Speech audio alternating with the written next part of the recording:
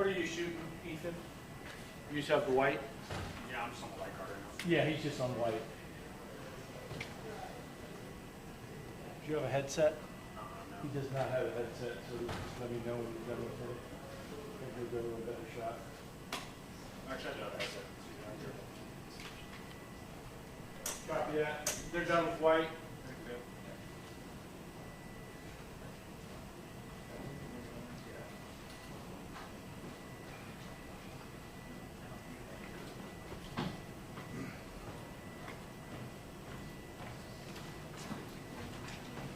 Everybody good with the white?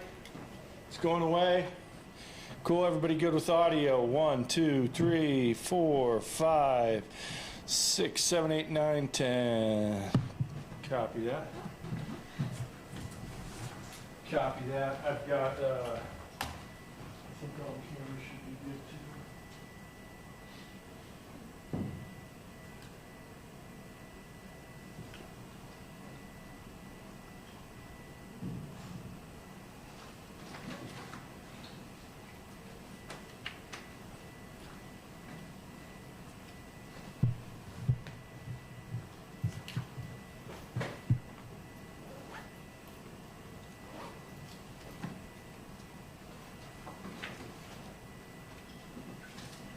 Hey, Dylan, turn up the nap mic.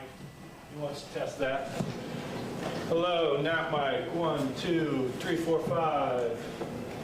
And then it'll take a second for him to get there. Okay, you got nap now? Okay, cool. Good with that one. Thank you, Dylan. Cool. Thanks. Good check. Cool. Okay. Bye.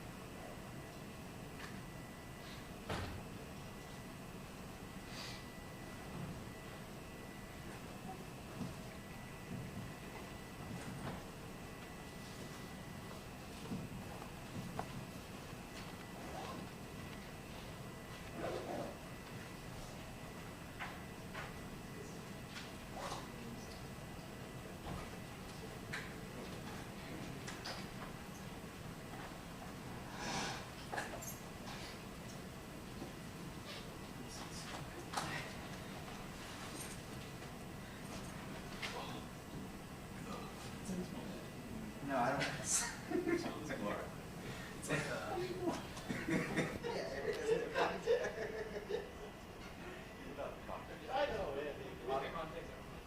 I know, it's not better.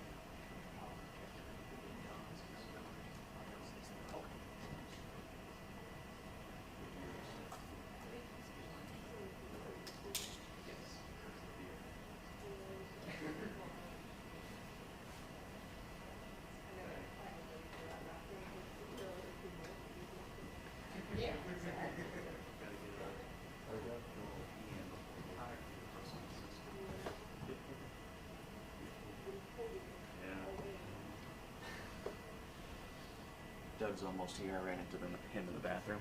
Gotcha.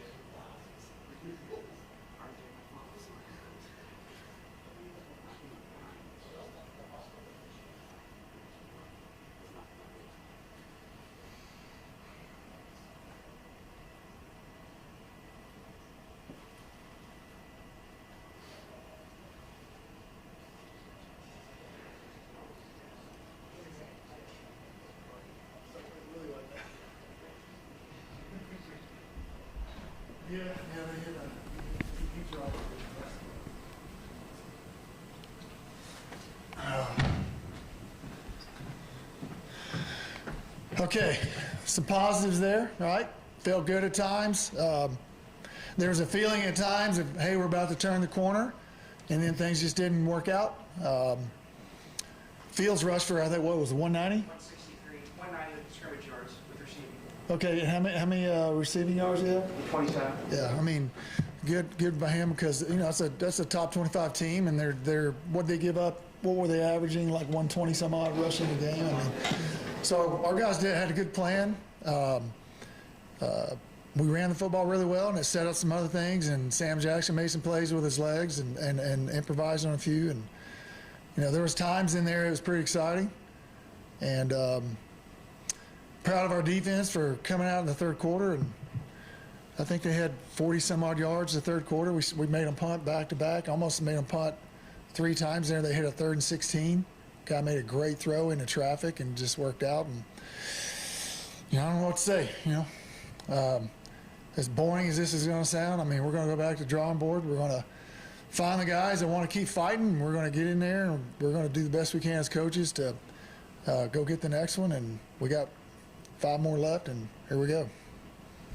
All right. Doug, can you talk a little bit about just the new voice on offense, playing calls, and the job that Coach Johnson did tonight? Yeah, Kevin did a great job, real calm. They were very organized. They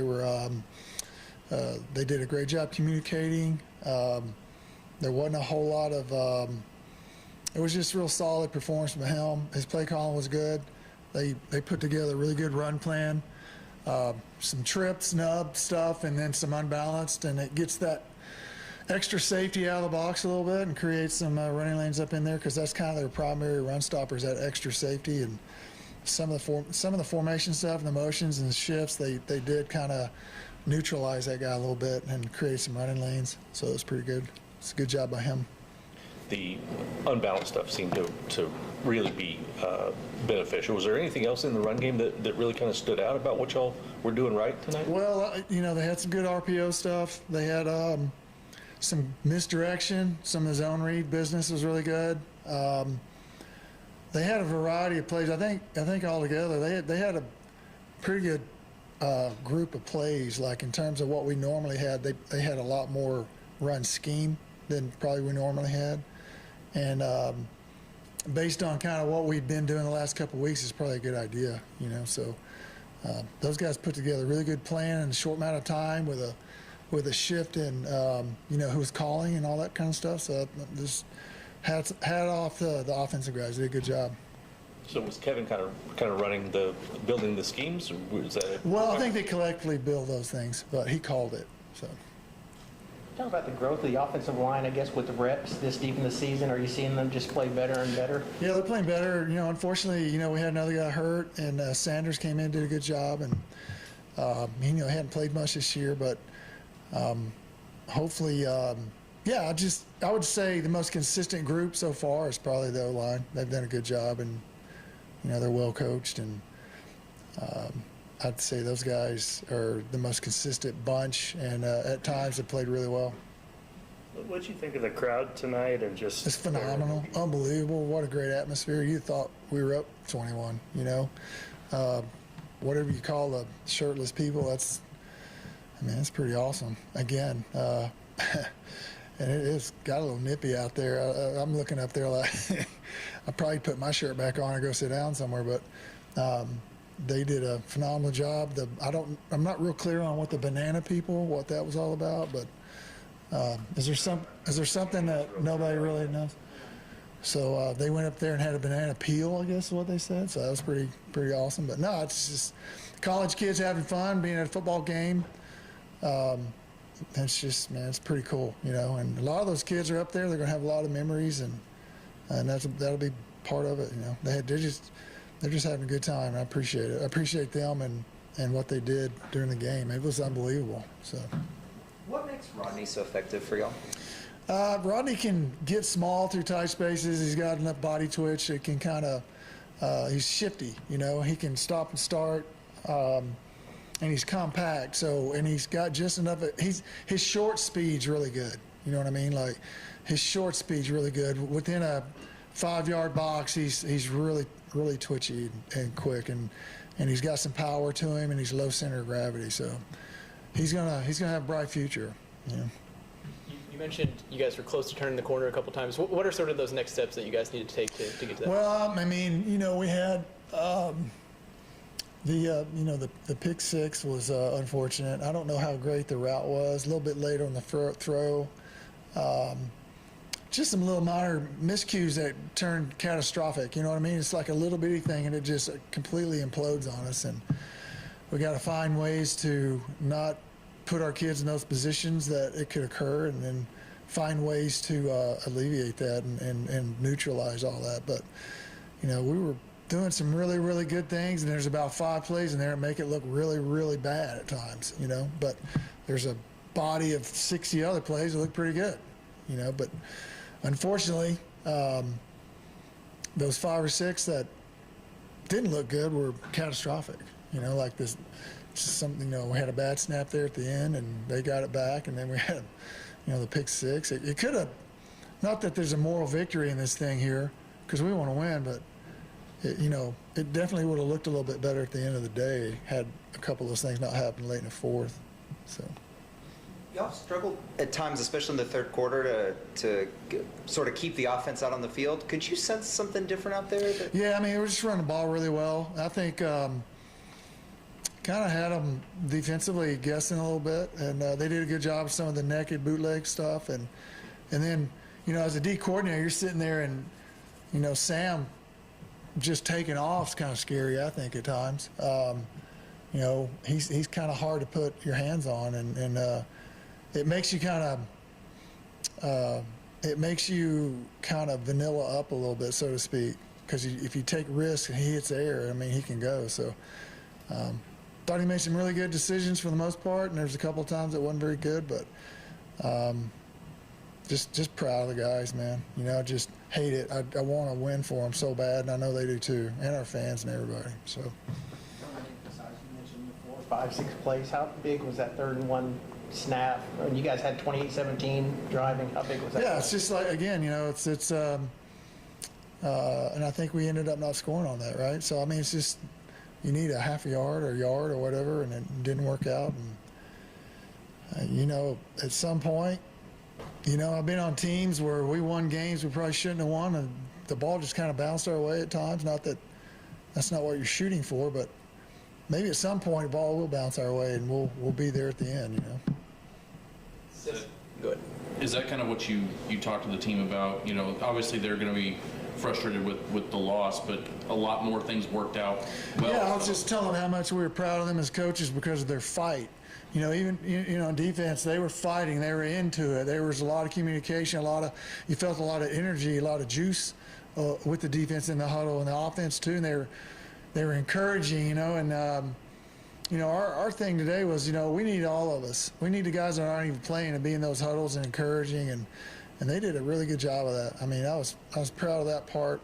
You know, if you have to look for small victories, I mean, that's one. I think everybody realizes this is a pretty tough situation, and we know that, but it's no excuse. But at the same time, for what they do, with their attitudes and how they fought, I was just proud of them, you know, and just want to win so bad, you know, for everyone.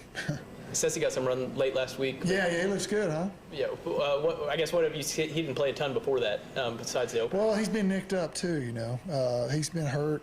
And then we kind of went a different path with Trent and that type of thing. And he kind of once he finally got healthy, you know, those other 2 guys were kind of in the forefront there. But he showed up at practice once he's kind of gotten healthy, and I mean, he's got some skill, man. He's shifty as well. He's kind of got some of the same things that Rodney has, but just, you know, the strength in numbers. You got another weapon you can throw out there.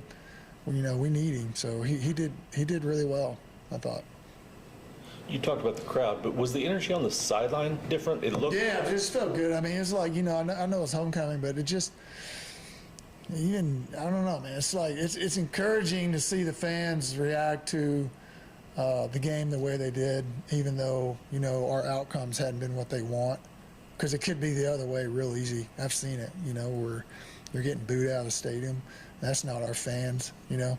Like I said before, a lot of our fan base, they went here and it means a lot to them. And they're not bandwagon fans; they're real fans because it means a lot to them. And how they respond during that game and the kind of the mojo up in the stands, it helps. And just like I say, I've said 5 times. I mean, we just want to get a win for them, you know.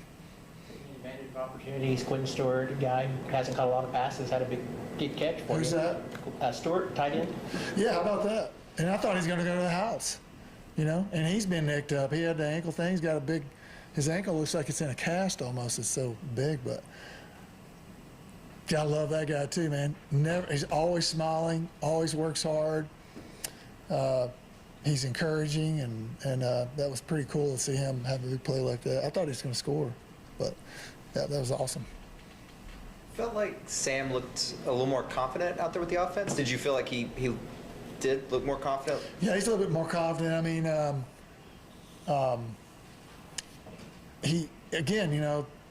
he's just had a whole nother week of playing the position, and for him, he'll just get better and better and better as we go. And confident, you know. I think you saw a little bit more of a confident player out there because he did a good job with the comms, and I think the game's slowing down a little bit for him as to what we're doing. And anytime you can run a football like that, it takes a lot of pressure off of the guy taking all the snaps. You know, when you got to make a play with your arm and your legs every single time the ball snapped, that's a lot of pressure. So I think he's getting some confidence because we're able to run a football a little bit better, and a lot better actually, and it just helps him. 2 more, we'll get to Coach Bowen. A little bit more of an appearance for Terrell Davis in the receiving game. Was he someone that you wanted to try to get more targets? Yeah, I mean, you know, you look at what he did prior to getting here. He had 116 catches for a ginormous about 5 miles worth of receiving where he came from, and I know it's in him. But for whatever reason, it just hadn't really, the ball just hadn't found him as much. But, yeah, I mean, he's such a good kid, and you want him to have one of those 8-catch, 120-yard games at some point, and hopefully it'll happen. Last one. All good? Okay, thank you, guys. Appreciate it. Thanks, Coach.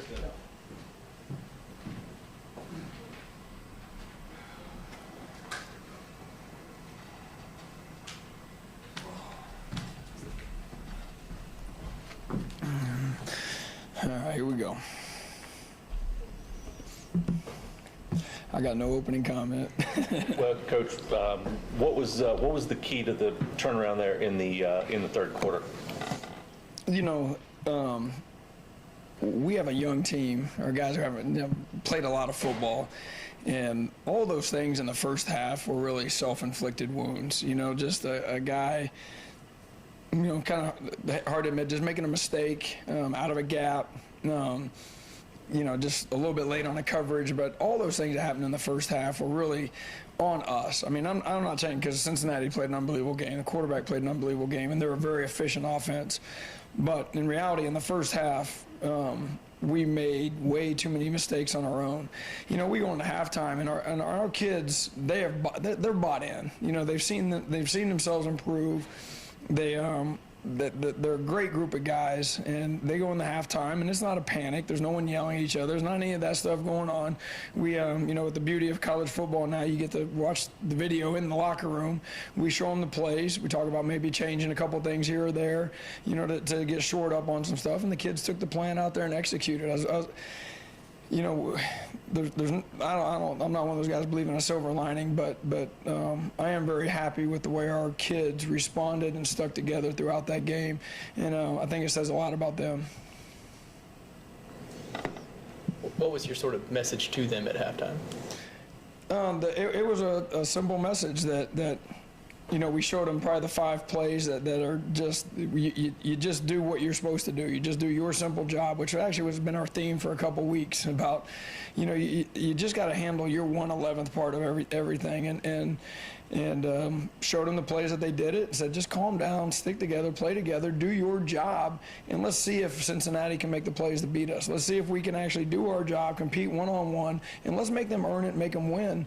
And they won their battles. They won some, but it wasn't anything crazy. It was just do our job, do what we do, and go out there and try to make it a game. And I felt like our kids, there's obviously the two critical situations, the drive right before the half and the 3rd and 16 are critical parts in the game, and we lost both of those battles. But there's progress in there that I see on a daily basis that unfortunately is not caught up enough to make us competitive to win games right now. But I believe our kids see it, and I believe they're starting to buy in a little bit more. I feel better about the next few weeks than probably most people. You mentioned their buy-in. Just from a big picture level, what have you learned about some of your guys as they have bought in, even despite difficult circumstances? It's kind of like I told him before the game, the worst thing that happens to you, and you start listening to all these people, is they'll hang in there. I go to the unbelievable homecoming walk last night, and everyone that sees me gives me the hang in there. Hey, how you going? And I shared with the kids the story. Finally, I got to the guy and I said, he's like, man, I'd hate to be you. And I was like, hate to be me? Like, are you kidding me?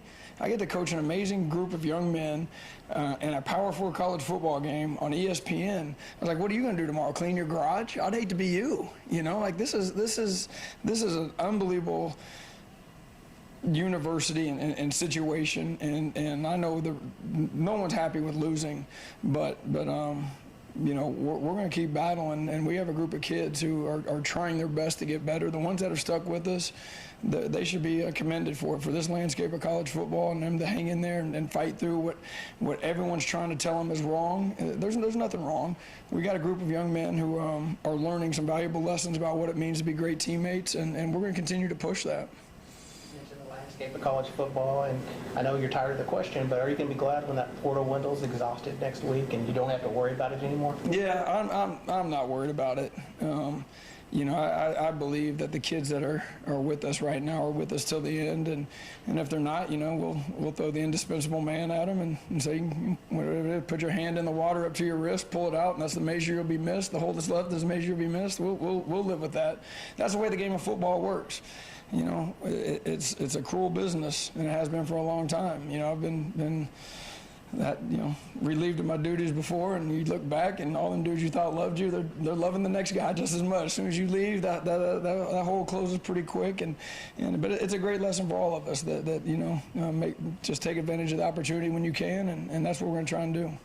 What do you think motivates these guys that stayed, that stuck around and are still playing? I think they're competitive kids. I think they have a competitive nature about them, that they want to improve. I think some of it is, I think everyone wants to have a purpose, and I think a lot of these kids have found a purpose in whether it's getting themselves individually better, a purpose of sticking together as a team. There starts to become a little bit of, you get your back against the wall and you got a certain group of guys fighting, and I think there's some of that in there. But I think the biggest one is that they're competitive kids that want to be as good a football player as they possibly can, and when you show them that you can help them do that, then it starts to get a little bit of momentum and starts to steamroll with the kids believing in the coaching and believing in what's happening, and then they start to play. I really do. I may be way more optimistic than a lot of people that will start playing better as this season goes on. What is sort of that next step that you want to see these guys take? Well, we have to learn how to play hard. Like we're kind of and I hate to say this, but there's playing hard, and then there's like that unbelievable strain to get your job done, and we haven't learned that next step yet of what it truly takes to strain beyond what you believe is even possible yourself to start to go, and we have to get there. We have to get there at all 11 spots, and I think we have some guys that can do that. But there's the margin of error in college football is so small. And our guys have to understand that the perfect stance, the perfect step, the perfect eye placement, everything has to be perfect. And that just gives you a chance to win. You know what I mean? Because that guy across from you is already doing that probably. And so that true strain and focus to play this game at such an efficient level is where we got to go. You mentioned the 3rd and 18 play. I'm guessing you felt pretty good about that until he goes and threads the needle on you, because it looked like you had it covered pretty well. Hey, and I talked to my man, the Sorsby kid, before the game, and I told him that I thought he should be on the national scene, because I really do. I was all week long. It was nice to watch that kid play. He not only is a really good football player. When you watch the behind-the-scenes thing, he's a really good teammate. I've never seen him palms up a teammate. All I've ever seen that guy was encouraging his teammates. Always had energy running around the field. Always, I was really impressed with him going into that deal. And I told him that before the game. I had a chance to talk to him before the game a little bit. I hunted him down, but that 3rd and 16, he threw the ball the wrong spot. He got lucky on that one. Now, it was a dart, but ball should have went to the other side. I mean, we should not have lost that play. We're thinking screen, draw, something along those lines. And, they had a front side dig. He threw it to a backside guy that, quite honestly, we had doubled up. And he threw such a good ball that he made up for it. Last one, we've got players here. Y'all's offense has y'all have had stops in the second half recently in some of these games, but at the time your offense has struggled to stay on the field. How much did it help tonight that y'all were getting stops at the same time your offense was moving the ball and keeping y'all on the sidelines? What the offense did in the first half gave us a chance, because we were obviously, they go 4 possessions, 4 touchdowns. It was as bad a defense as you could play right there. But the offense controlling the ball, limiting those possessions till we could get ourselves figured out a little bit, kind of kept it in there. Ifs don't matter, but if that 3rd and 18, we reroute the hitch and go that they tried to run, which shouldn't have been thrown, and we get that stop, all of a sudden it becomes a ball game. Things get a little bit tighter on their sideline. Our fans get into it a little bit more. Kids get more excited, and I really wish we could have had that opportunity to see how that would have played out. Thanks, Coach. Yep. Thank you, guys. Cam Smith.